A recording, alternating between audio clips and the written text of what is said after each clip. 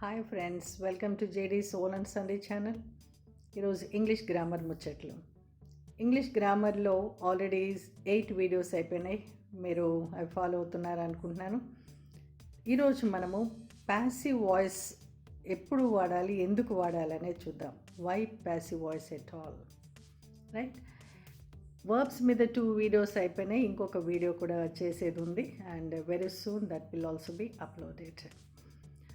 Passive voice ఎందుకు వాడాలి అని చాలామంది అడుగుతుంటారు రూల్స్ అన్నీ నేర్చుకున్న తర్వాత.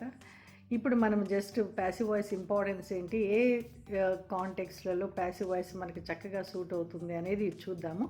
దీని తర్వాత వచ్చేటువంటి వీడియోస్లో మనము active and passive voice rules ఏంటనేది చూద్దాం. ఈ వీడియోలో నేను 6 కాంటెక్స్ట్ చెప్తున్నాను, ఎక్కడెక్కడ మనం ప్యాసివ్ వాయిస్ని ప్రిఫర్ చేయవచ్చు or passive voice best suits అనేటువంటి 6 కాంటెక్స్ట్లను మనం చూద్దాము. సో ఒకటి ఏంటి అని అంటే, సబ్జెక్ట్ ఎవరు అనేది చెప్పినా చెప్పకపోయినా ఆబ్వియస్గా అంటే క్లియర్గా అర్థమవుతూ ఉండేటువంటి సిచ్యువేషన్ ఒకటి. రెండవది, సబ్జెక్ట్ చెప్పాల్సిన అవసరం లేదు, అంటే సబ్జెక్ట్కి ఇంపార్టెన్స్ ఇవ్వాల్సింది ఏమీ లేదు, అక్కడ వర్క్ జరిగిందా లేదా అనే దాని మీదే మనకి ఇంట్రెస్ట్ ఉంటుంది. మూడవది, సబ్జెక్ట్ ఎవరు అసలు మనకు తెలియదు, అలాంటప్పుడు ఇంక సబ్జెక్టే చెప్పలేనప్పుడు మనం యాక్టివ్ వాయిస్లో చెప్పలేము. సబ్జెక్టు ఉంటే మనం యాక్టివ్ వాయిస్లో చెప్పాలి. సబ్జెక్టు లేదు అని అంటే ఇంకా డెఫినెట్గా మనము ఆబ్జెక్టుతో సెంటెన్స్ స్టార్ట్ చేసుకొని ప్యాసివ్ వాయిస్లో చెప్పాలి. ఇంకా ఫోర్త్ సిట్యువేషన్, సబ్జెక్ట్ ఎవరో మనకు తెలుసు కానీ మనము కొన్నిసార్లు వాళ్ళని ఇబ్బంది పెట్టడం ఎందుకు అని సబ్జెక్ట్ని అవాయిడ్ చేసి సెంటెన్సే మార్చుకొని ప్యాసివ్ వాయిస్లో చెప్తాము. అలాగే ఈ సబ్జెక్ట్ ఎవరో మనకి తెలిసి ఉండి కూడాను చెప్పడం ద్వారా మనకి సమస్య వస్తుంది అన్నప్పుడు కూడా సబ్జెక్ట్ని వదిలేసి మనం ఆబ్జెక్ట్తో ప్యాసివ్ వాయిస్ తయారు చేసి చెప్పేస్తాము. ఇంకా కొన్నిసార్లు అసలు యాక్టివ్ వాయిస్ అనేది సూటబుల్గా రాదు, అవి చాలా యాక్టివ్ వాయిస్లో రాస్తే చాలా ఆడ్ సిచ్యువేషన్ అనేది క్రియేట్ అవుతుంది. అలాంటప్పుడు కూడాను సబ్జెక్ట్ ఉండదు కాబట్టి సబ్జెక్ట్ని పెట్టలేక అది కంపల్సరీగా ప్యాసివ్ వాయిస్లో రాయటం అనేది జరుగుతుంది లేదా మాట్లాడటం అనేది జరుగుతుంది. తర్వాత ఒకసారి ఐ అనేది ఈ ఫస్ట్ పర్సన్ సింగులర్ ఐని నేను నేను నేను చేశాను అని నాకు తెలుసు, ఇలాగా నేను అనేది ఎక్కువ రిపీట్ చేసినప్పుడు కొంచెం వినేవాళ్ళకి చిరాగ్గా ఉంటుంది, అయిష్టంగా ఉంటుంది మెయిన్గా. సో ఐని అవాయిడ్ చేయాలంటే కూడా మనం చక్కగా ప్యాసివ్ వాయిస్లో మాట్లాడచ్చు. సో ఈ 6 సిట్యువేషన్స్లో మనము ప్యాసివ్ వాయిస్ని చూస్ చేసుకుంటాము. అండ్ మీకు తెలుసు, యాక్టివ్ వాయిస్లో మనం సబ్జెక్ట్కి ఇంపార్టెన్స్ ఇస్తాము. సబ్జెక్ట్ ఏమి చేశారు అన్న దాని మీద ఇంట్రెస్ట్ చూపిస్తూ దాన్ని హైలైట్ చేస్తూ మనం మాట్లాడితే అది యాక్టివ్ వాయిస్ అవుతుంది. సబ్జెక్ట్ని పక్కన పెట్టేసి మనము ఆబ్జెక్ట్కి ఏం జరిగింది అని ఆబ్జెక్ట్ వైపు నుంచి ఆబ్జెక్ట్కి ఇంపార్టెన్స్ ఇచ్చి దాన్ని ఫోకస్ చేసి మనం మాట్లాడాము అని అంటే అది ప్యాసివ్ వాయిస్ అవుతుంది. క్లాసికల్ ఎగ్జాంపుల్ మీ అందరికీ తెలుసు, రామ కిల్డ్ రావణ. ఇక్కడ రాముడు ఏం చేశాడు అనేది చెప్పాలి అనేటువంటి ఫోకస్తో ఆ ఇంట్రెస్ట్తో చెప్పినప్పుడు రామ కిల్డ్ రావణ అంటున్నాము. ఇక్కడ రామ అనే సబ్జెక్ట్, రావణ ఆబ్జెక్ట్. సబ్జెక్ట్తో స్టార్ట్ అయింది ఇది యాక్టివ్ వాయిస్. అలా కాదు, మనం రావణుడికి ఏం జరిగింది అనేది చెప్పాలి అని మనం అనుకుంటున్నామనంటే Ravana was killed by Rama అంటాము.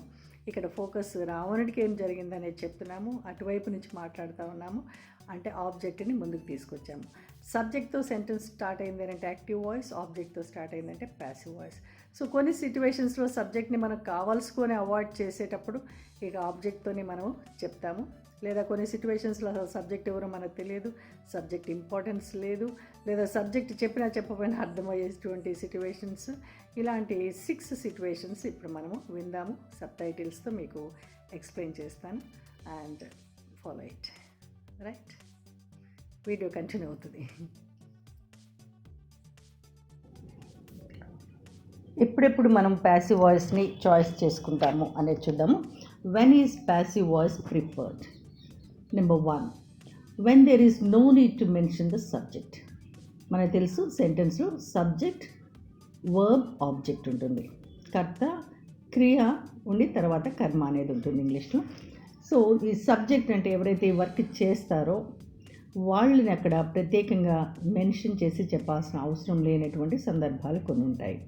ఎగ్జాంపుల్, ద రోడ్స్ వర్ వైడెండ్, రోడ్స్ని వెడల్పు చేశారు అని అంటారు, వీధుల్ని వెడల్పు చేశారు అంటారు. సో ఎవరు చేస్తారు ఆ పని?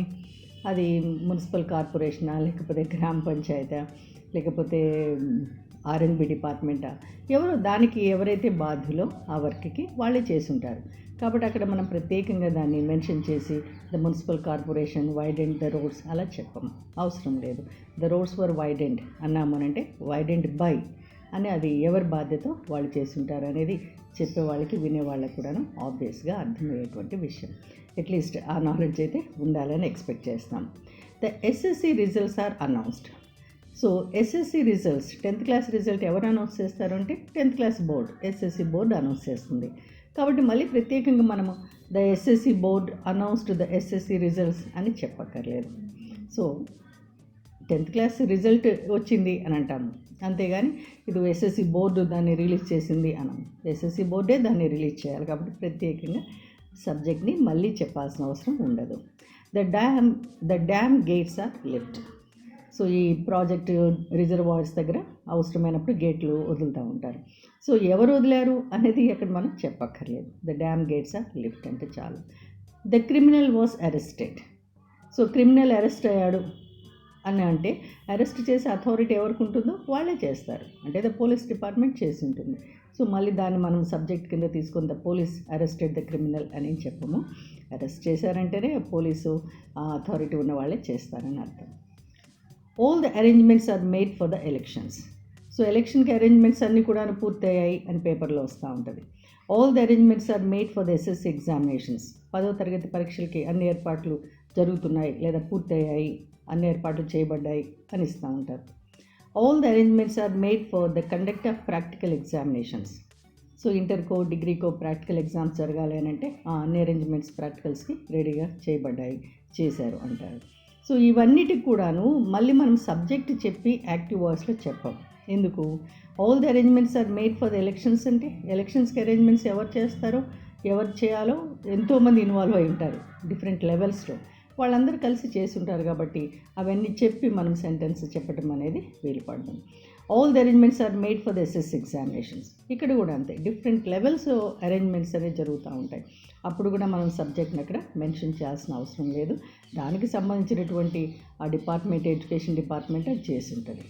అలాగే ప్రాక్టికల్స్ విషయంలో అయినా ఓకే, అది ఇంటర్ అవ్వచ్చు, డిగ్రీ, వాట్స్ ఎవర్.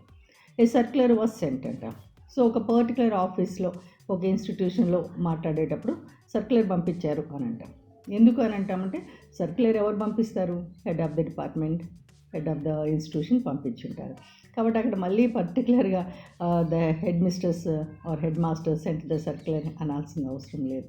సర్క్యులర్ జనరల్గా వాళ్ళే పంపిస్తారు. It was signed. సర్క్యులర్ అందరు సైన్ చేశారు అంటారు. ఎందుకు అనంటే అది సర్క్యులర్ ఎవరికైతే ఉద్దేశించి ఉంటుందో వాళ్ళు అక్కడ చేసి ఉంటారు. కాబట్టి మళ్ళీ వాళ్ళని మనం మెన్షన్ చేయాల్సిన అవసరం లేదు. The report was submitted. కొన్ని పర్టికులర్ సిచ్యువేషన్స్లో ఆ రిపోర్ట్ ఒకటి సబ్మిట్ చేయాలని అందరూ మాట్లాడుకుంటూ ఉన్న సందర్భంలో అది ఎవరికైనా బాధ్యత కూడా ఇచ్చి ఉండొచ్చు. అలాంటప్పుడు మళ్ళీ ప్రత్యేకంగా మనం చెప్పాం, ఆ రిపోర్ట్ సబ్మిట్ చేశారు అయిపోయిందంటాము. ఎందుకు అనంటే ఆ పర్టికులర్ సిచ్యువేషన్లో అందరు కూడాను దాని విషయమే అవేర్నెస్ కలిగి ఉండొచ్చు. The issue was discussed. ఏదైనా ఒక ఇష్యూ ఉన్నప్పుడు కూడాను అది ఎవరు డిస్కస్ చేశారు అంటే అక్కడ చాలామంది కూడా దాంట్లో రిలేటెడ్ పీపుల్ అయి ఉంటారు. సో అప్పుడు వాళ్ళందరి సబ్జెక్ట్ కింద మనం మెన్షన్ చేయం, కానీ ఆ ఇష్యూ సెటిల్ అయిపోయింది అని అంటాం, ఆ ప్రాబ్లం సాల్వ్ అయిపోయింది అని అంటాం. అది ఎవరు ప్రాబ్లం సాల్వ్ చేశారు అని చెప్పేసి అక్కడ చెప్పాల్సిన అవసరం ఉండదు. ఆ కాంటెక్స్లో అది క్లియర్గా చెప్పకపోయినా అర్థమయ్యేటువంటి విషయం అయి ఉంటుంది. సో ఎక్కడైతే సబ్జెక్ట్ మనం ప్రత్యేకంగా చెప్పకపోయినా కానీ అది ఎవరి ద్వారా జరుగుతుంది, అది డిపార్ట్మెంటా లేకపోతే దానికి రిలేటెడ్ అయిన పీపులా అనేది అక్కడ తెలుస్తూ ఉన్నప్పుడు మనము సబ్జెక్ట్ని వదిలేసుకొని మాట్లాడతాం. Number 2, subject is not important. We're concerned only about the work. ఒక్కోసారి పనులు ఎలా ఉంటాయంటే అవి కొన్ని చిన్న చిన్న పనులు కానీ లేదా రెగ్యులర్గా ఉండే పనులు, అది ఎవరు చేశారు అనేది కాదు కానీ ఆ పని జరిగిందా లేదా అనేది మనం మాట్లాడతాం. The bell is given. గంట కొట్టారు అంటాం. గంట ఎవరు కొట్టారు అనేది మనం ఏం ప్రత్యేకంగా చెప్పము. ప్యూన్ గంట కొట్టాడు, లేకపోతే క్లర్క్ గంట కొట్టారు, వీళ్ళు ఎవరు లేకపోతే స్టూడెంట్స్ గంట కొట్టారు, వీళ్ళు కూడా లేకపోతే టీచర్ గంట కొట్టారు, ఏం చెప్పం. బెల్ అయింది, బెల్ కొట్టారు అని అంటాము అంతవరకు. ఎందుకంటే ఆ బెల్ కొట్టారా లేదా అనేది మనకి ఇంపార్టెంట్. అది ఎవరు కొట్టారు అనేది సబ్జెక్ట్ మనకి అవసరం లేదు. The changes were informed to the students. So ఏదో టైం టేబుల్లోనో దేంట్లోనో కొన్ని చేంజెస్ వచ్చి ఉంటాయి. సో స్టూడెంట్స్కి చేంజెస్ అన్నీ కూడా ఇన్ఫర్మేషన్ ఇచ్చారు అని అంటారు. ఎవరు ఇచ్చారు? ఎంతోమంది ఇచ్చి ఉండొచ్చు, టీచర్స్ ఇచ్చి ఉండొచ్చు, లేకపోతే అనౌన్స్మెంట్ జరిగి ఉండొచ్చు. సో అవన్నీ కూడా మనం సబ్జెక్ట్ కింద మెన్షన్ చేయాల్సింది ఉండదు. జస్ట్ వర్క్ జరిగిందా లేదా, ఇన్ఫర్మేషన్ ఇచ్చారా లేదా, అదే చెప్తాము. The changes were informed to the students. The rooms are swept. ఆ గదులన్నీ ఊడ్చి రెడీగా ఉన్నాయి అంటాం. ఎవరు ఊడ్చారు అనేది మనం ఏం చెప్పాం కదా. The sweeper swept the rooms అని పర్టికులర్గా ఏం చెప్పాము. రూమ్స్ అన్నీ కూడా ఊడ్చి రెడీగా ఉన్నాయని చెప్తాము. The table is laid. The table is laid అంటే భోజనానికి అన్ని టేబుల్ మీద అమర్చి ఉన్నాయి అని దాని అర్థం. So the table is laid అంటే భోజనం అంతా రెడీగా ఉంది అని అంటాం. అంతేగాని అక్కడ ఎవరు టేబుల్ మీద అన్ని సర్దారు, ఇంట్లో ఆడవాళ్ళు సర్దారా, లేకపోతే ఇంకోళ్ళు సర్దారా, క్యాటరింగ్ వాళ్ళు సర్దారా, అదేం మనం చెప్పము. ద టేబుల్ ఈజ్ లేడ్ అంటే భోజనం రెడీగా ఉంది, అన్నీ కూడా రండి అని అర్థం. Luggage is packed.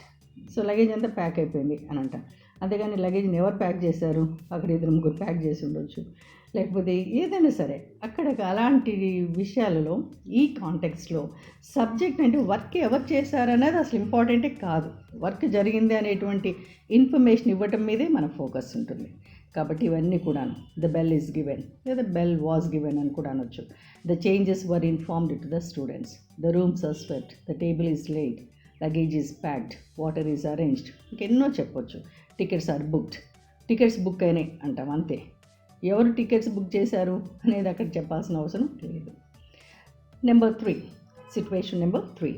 Subject is not known or do not know who did the work. అంటే సబ్జెక్ట్ ఆ పని ఎవరు చేశారు అనేది మనకి తెలియదు. అలాంటి తెలియని సందర్భాల్లో మనము సబ్జెక్ట్ని మెన్షన్ చేయలేము. సో ఎక్కడైతే మన సబ్జెక్ట్ని చెప్పలేకపోవచ్చు లేదా చెప్పమో అప్పుడంతా కూడా మనం ఏం చేయాలంటే ఆబ్జెక్ట్తోనే మనం తీసుకోవాలి సెంటెన్స్ని. ఇక్కడ కూడా సబ్జెక్ట్ ఎవరో మనకు తెలియదు. ఎలాంటప్పుడు ద ఫర్నిచర్ వాజ్ బ్రోకెన్. ఒకసారి మనము ఏదైనా ఆఫీస్కో ఏమి వెళ్ళి ఆ రోజు తలుపులన్నీ తెరవంగానే అక్కడ ఫర్నిచర్ అంతా ఇరగొట్టు ఉంటుంది. సో ఎవరు చేశారు అది ఇంకా మనకి అప్పటికి తెలియదు. ఆ టయానికి సింపుల్ ఏమని మనకి రిపోర్ట్ వస్తుందంటే అంత ఫర్నిచర్ అంతా ధ్వంసం అయిపోయి ఉంది అని చెప్తారు. The furniture was broken. By whom అనేది ఇక్కడ చెప్పము.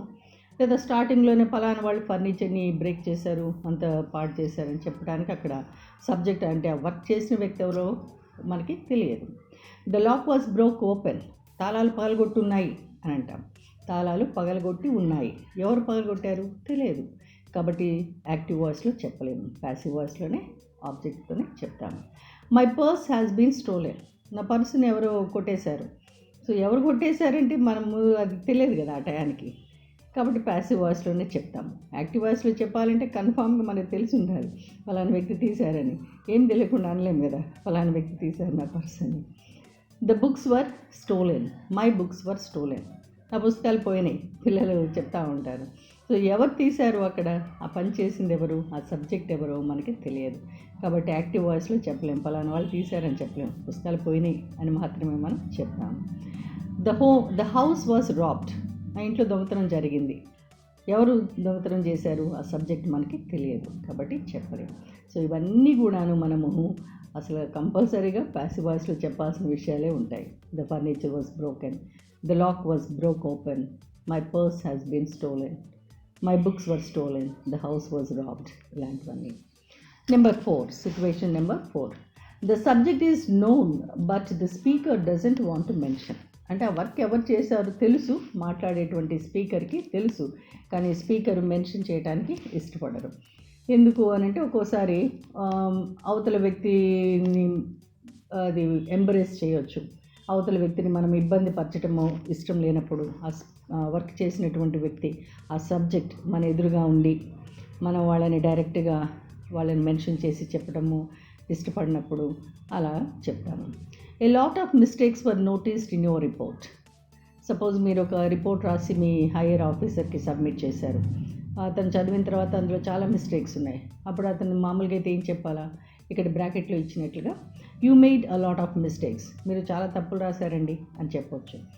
అలా చెప్పి మిమ్మల్ని ఇబ్బంది పెట్టడం ఇష్టం లేకనో లేకపోతే మీ మీద అభిమానంతోనో వాళ్ళ సెంటెన్స్ ఏం మార్చుకొని ప్యాసివ్ వాయిస్లో చెప్పొచ్చు. చాలా మిస్టేక్స్ ఇందులో దొరికాయండి, చాలా మిస్టేక్స్ ఐడెంటిఫై అయ్యాయి, లేదా రిపోర్ట్లో చాలా మిస్టేక్స్ ఉన్నాయి అని అలా ప్యాసివ్ వాయిస్లో చెప్పేస్తారు. అంతేగాని మీరు చాలా తప్పులు రాశారు అని చెప్పేసి యాక్టివ్ వాయిస్లో అనము. అంటే సబ్జెక్ట్ మనకు తెలుసు, కానీ మనం సబ్జెక్ట్ని అవాయిడ్ చేసి ప్యాసివ్ వాయిస్లో మాట్లాడుతున్నాము. చూడండి సెంటెన్స్ని. A lot of mistakes were noticed in your report. అని మీ రిపోర్ట్లో చాలా మిస్టేక్స్ నోటీస్ చేశానండి అని అంటే ఇండైరెక్ట్గా బాబు నువ్వు చాలా తప్పులు రాసావు రిపోర్ట్లో అని చెప్పడం. It was done carelessly. చాలా కేర్లెస్గా ఈ పని జరిగింది అని అంటారు.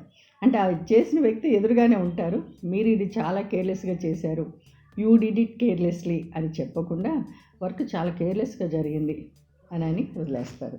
సో స్పీకర్కి అక్కడ ఉన్నటువంటి సబ్జెక్ట్ అంటే వర్క్ చేసినటువంటి వ్యక్తి అక్కడే ఉన్నప్పటికి కూడాను వాళ్ళు ఏం చేస్తారంటే అది అవాయిడ్ చేసి చెప్తారు. ఎందుకు అని అంటే అవతల వాళ్ళని ఇబ్బంది పెట్టడం ఇష్టం లేక కొంత సెన్సిటివిటీ అనేది అక్కడ మెయింటైన్ అవుతుంది. ఇంకా కొన్నిసార్లు the old father was sent away. ఇక్కడ ఒక example, the old father was sent away. వాళ్ళు ముసలి తండ్రిని బయటికి పంపించేశారు అని వదిలేస్తాం. ఎవరు బయటికి పంపించారు అంటే ఎవరు ఉంటారు, ఇంట్లో ఉండే పిల్లలు, ఆయన పిల్లలే పంపించుంటారు. సో ఆ మాట అనటానికి మనకెందుకు, మనం ఎందుకు నిష్ఠురం అవ్వాలి? అలా కాకుండా జస్ట్ జరిగినటువంటి విషయాన్ని మాత్రమే మనం చెప్తాం. The old father was sent away. The old man is always neglected. ఆ ముసలాయన్ని ఎప్పుడు కూడా పట్టించుకోరు అని వదిలేస్తాం. లేదంటే ఆయన పిల్లలు ఆయన ఎప్పుడు పట్టించుకోరు అని ఆ సబ్జెక్టుతో చెప్పకుండా మరి ఎందుకు మనము అనవసరమైనటువంటి ఇబ్బందులు పట్టమని మనకి తెలిసినా కానీ చాలాసార్లు సబ్జెక్ట్ని మనం చెప్పం. అలా జరిగింది అని అంటాం. అంటే ఎవరు చేశారో మనకు తెలుసు, కానీ వాళ్ళ పేరు చెప్పకుండా అవునులేండి అలా జరిగిందిలేండి అని అంటారు, అలా అన్నారు అంటారు. అంతేగాని అక్కడ చేసినటువంటి వ్యక్తిని సబ్జెక్ట్ని చెప్పరు. అది చెప్తే మనకి ప్రాబ్లం ఉండొచ్చు, లేకపోతే మనకెందుకులే అని అనవసరమైన విషయాలని అనకుండా ఉండొచ్చు. సో ఇవన్నీ కూడాను సిట్యువేషన్ని బట్టి మనము లాంగ్వేజ్ ఎప్పుడు కూడా అదొక మన చేతిలో ఉండేటువంటి ఒక టూల్. దాన్ని మనం ఎలా కావాలంటే అలా వాడుకుంటాము. మనకి ఏది చెప్పాలి ఏది చెప్పకూడదు అనేటువంటి మన జనరల్ సెన్స్ని ఉపయోగించుకుంటూ మనం మాట్లాడతాం ఏ లాంగ్వేజ్లో అయినా. Number 5, when active voice doesn't suit well. కొన్ని సందర్భాల్లో అసలు యాక్టివ్ వాయిస్తో చెప్పడం అనేది చాలా తమాషాగా ఉంటుంది, లేకపోతే చాలా ఆడ్ సిట్యువేషన్ అనేది క్రియేట్ అవుతుంది. ఎగ్జాంపుల్స్ చూడండి ఇక్కడ. The mixer grinders are repaired here. Old furniture is sold or old furniture is bought here. So మనం రోడ్డు మీద వెళ్తూ ఉంటే ఇలాంటి బోర్డ్స్ మనకు కనిపిస్తాయి. ఇచ్చేట పాత మిక్సీలు రిపేరీ చేయబడను. రిపేర్ అని కూడా రాయరు వాళ్ళు, రిపేరీ అని రాస్తారు తమాషగా. So the mixer grinders are repaired here. ఇచ్చేట మిక్సీలు రిపేరీ చేయబడను అని రాస్తుంటారు. ప్యాసివ్ వాయిస్ అది. సో అలా కాకుండా యాక్టివ్ వాయిస్లో రాయాలంటే వాళ్ళు ఏం రాయాలా, నేను పాత మిక్సీలను గ్రైండర్లను రిపేర్ చేస్తాను అని రాసుకోవాలి. ఓకే, అలాగే రాసుకున్నారు యాక్టివ్ వాయిస్లో అనుకుందాం.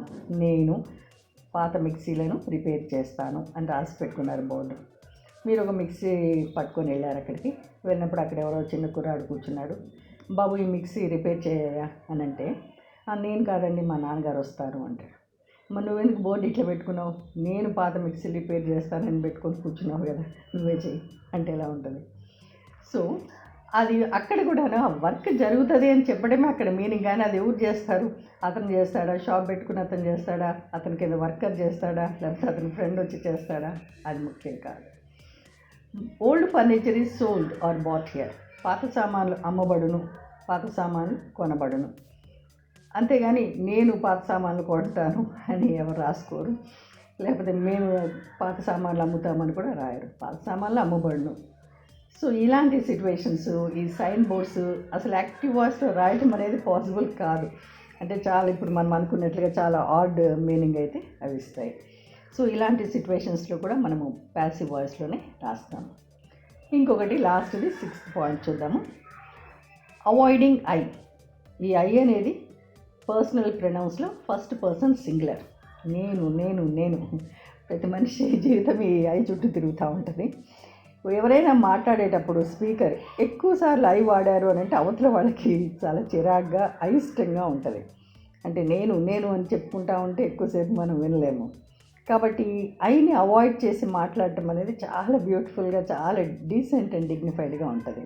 ఒక మంచి ఇంప్రెషన్ అనేది ఇస్తుంది ఐని మనం అవాయిడ్ చేసామనంటే. సో మీరు ఓ పని చేశారు, దాన్ని మీరు 2 రకాలుగా చెప్పొచ్చు.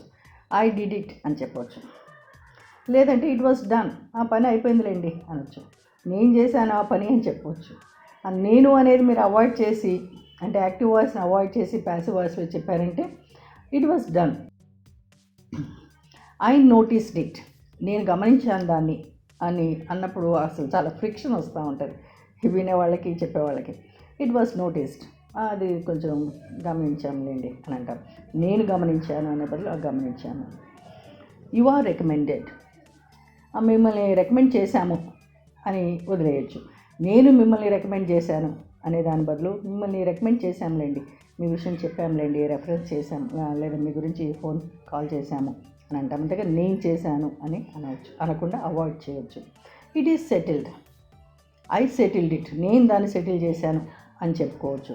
లేదు కొంత కర్టసీతో ఇట్ ఈస్ సెటిల్డ్, అంటే అయిపోయిందిలేండి, సెటిల్ అయిపోయిందిలేండి అని అంటే మీరు ఆ విషయం చెప్తున్నారు అని అంటే అందులో మీ పాత్ర ఉందని అవతల వాళ్ళకి చెప్పగానే అర్థమవుతుంది.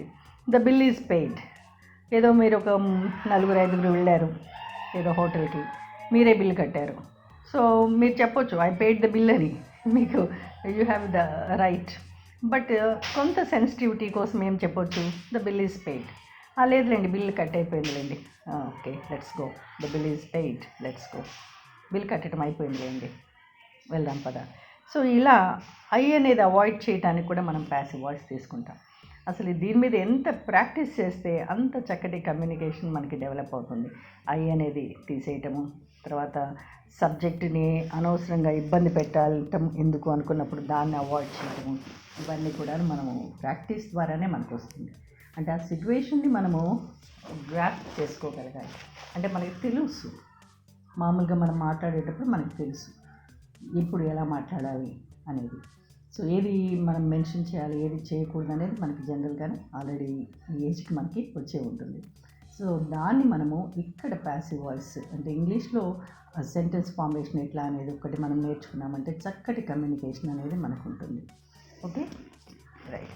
ఇంకా కూడాను active voice and passive voice దాని గ్రామాటికల్ రూల్స్ చెప్పేటప్పుడు ఇంకా కొన్ని విషయాలు, అంటే అసలు ప్యాసివ్ వాయిస్ని ఎలా గుర్తించాలి, ప్యాసివ్ వాయిస్ని ఎప్పుడు వాడాలి అనేది ఇప్పుడు మనము తెలుసుకున్నాము.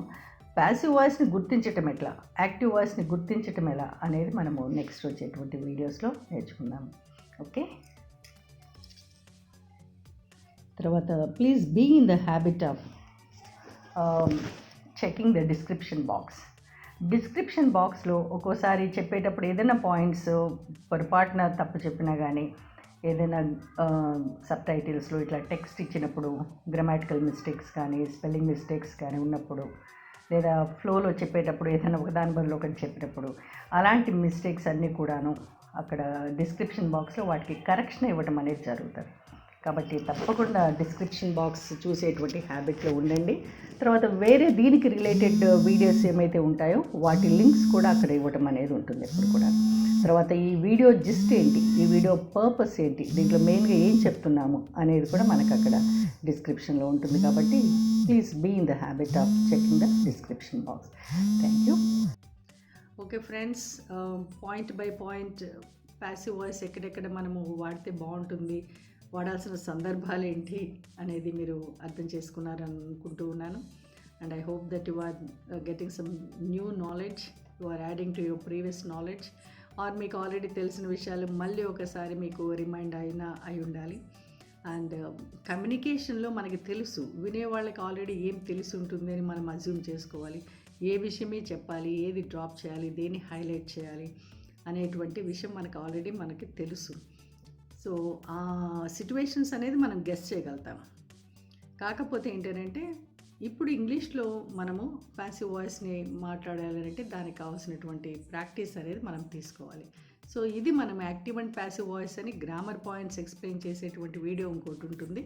దాంట్లో దాని రూల్స్ ఏంటి, అక్కడ ఉండాల్సినటువంటి వర్బులో ఎలాంటి మార్పులు వస్తాయి అవన్నీ ఆ వీడియోలో నేర్చుకుందాం. ఇప్పటికి మనము ప్యాసివ్ వాయిస్ అనేది చాలా అవసరము, అదొక మంచి కమ్యూనికేషన్ స్కిల్స్ ఉన్నాయి అని చెప్పడానికి ఒక నిదర్శన. మనం చక్కగా ప్యాసివ్ వాయిస్ వాడగలిగాము అని అంటే. సో ప్యాసివ్ వాయిస్ యొక్క అవసరం ఏంటనేది తెలుసుకున్నారు.